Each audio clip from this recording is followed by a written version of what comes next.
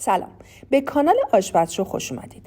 دیدید وقتی که تخم مرغ رو میشکنیم معمولا یه رشته سفید رنگ به تخم مرغ چسبیده؟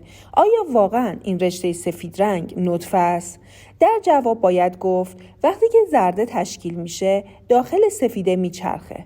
در طی این فرایند فیبرهای پروتئینی در بالا و پایین تخم مرغ تشکیل میشه که به زرده متصله و وظیفه این رشته ها یا فیبرها نگه داشتن زرده در وسط سفیده تخم مرغ و جلوگیری از آسیب رسوندن به اونه و در واقع یه جورایی مثل کمربند ایمنی عمل میکنه که نقش محافظت رو داره.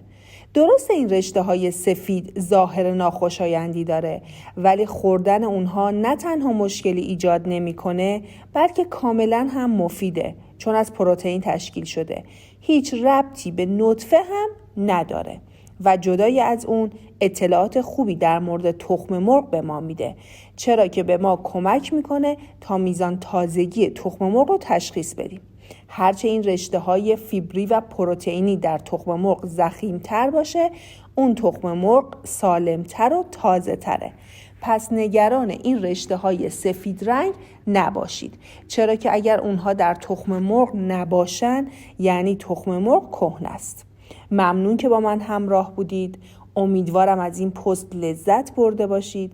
اگر هنوز عضو کانال آشپزشو نشدید کانال رو سابسکرایب کنید و از مطالب خوب اون بهره مند بشید.